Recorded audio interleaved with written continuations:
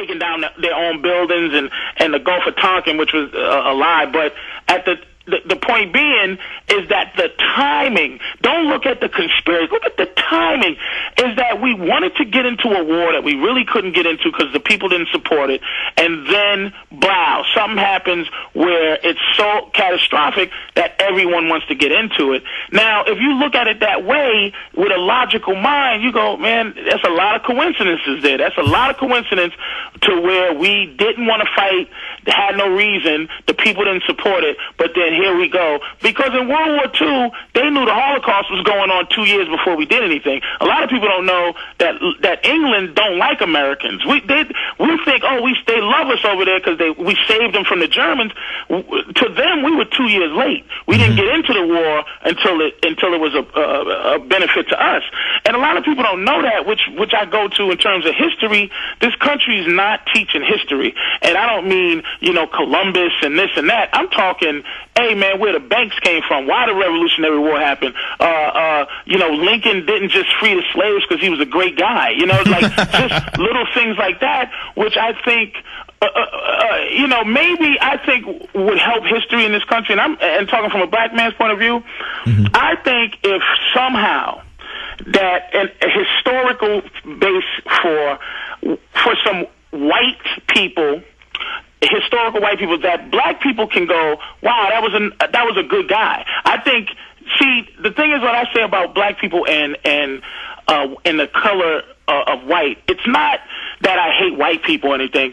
It's that the color is basically what we have. It's a vague.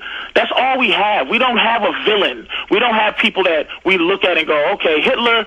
There was Hitler, and it was 10 other guys. It was Himmler. It was Heydrich. It was Mengele. It was all of those guys, and we can look at them like, okay, those were the architects behind that disaster. But for black people in slavery, all we got really is this vague, which it helps out the New World Order because black people can't really join forces completely heartfelt with white people, because in this country, white people are always presented as our villain. All the color white is like having Hitler's mustache. It is our evil. But we need to come together at the bottom of this pyramid, at this feudal system that they put together. We need to come together and really go, man, it's really us.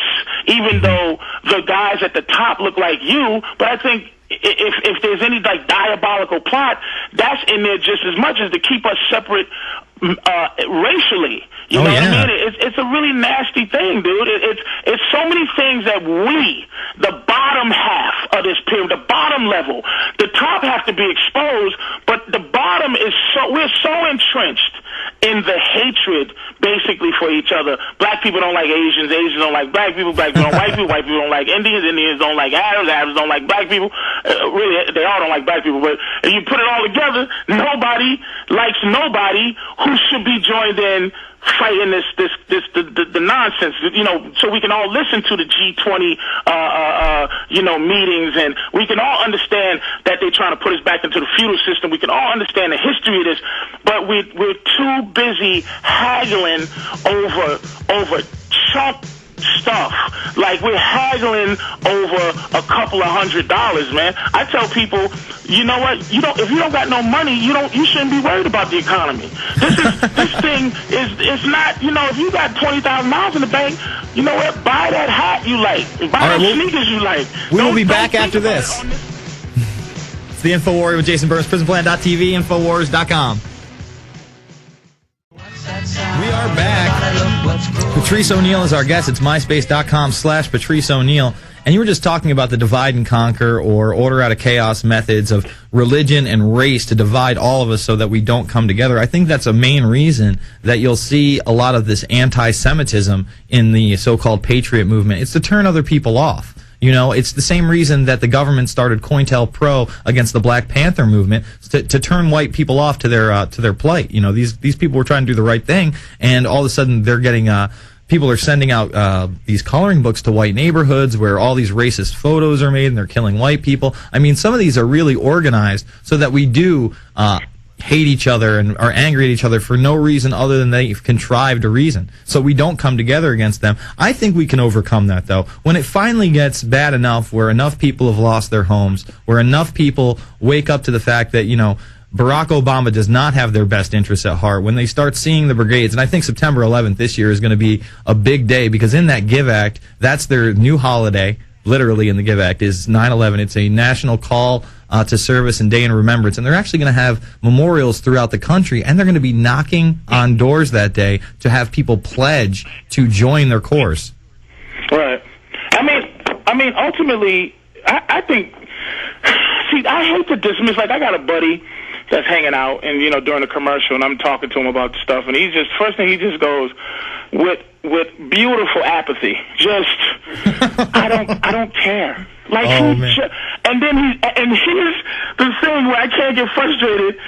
There's so much stuff to care about. That's why I gotta go, well, how do I get this ass to just care what does it mean to him? He goes, it just doesn't concern me. Listen, say this to him. Ask him. All I can do is come out and say a million different, you can't, man, they're over there having a meeting with the guy, but blah, blah, blah, and the G20. This is what I do. Man, this is how you say it. And he's just, I don't care. You got to say, listen, man, if you don't wake up. I'm trying to get somebody to just care, just like if I stole money out of his wallet, he'd go crazy.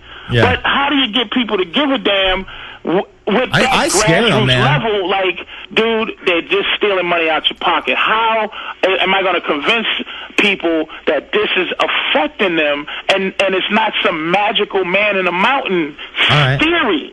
How do you get people to understand that this is going to touch your rib cage, man, in about 10 years, 20 years? All right, this is how you do it. You got a cell phone, right? You probably got a newer cell phone, right?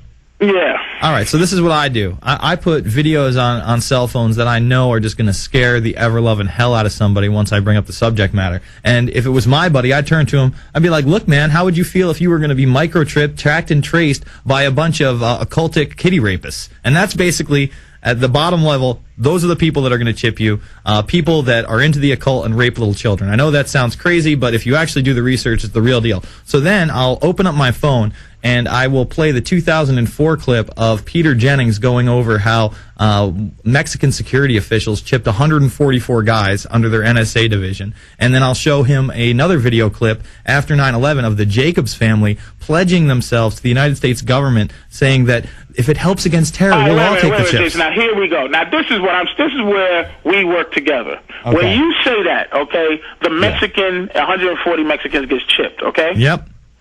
Right then, okay, I'm going to play devil's advocate. Why should I care?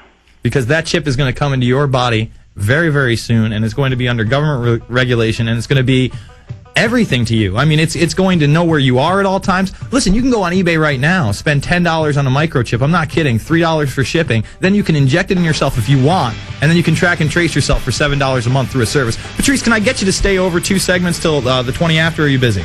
No, go ahead. It's cool. All right, sounds good. I'll explain more, and I want to play this Bear AIDS clip, because it's not a conspiracy theory. They gave a bunch of people in this country and others AIDS through Factor 8. We're going to come back with that after this. You talk about how do I reach my friend.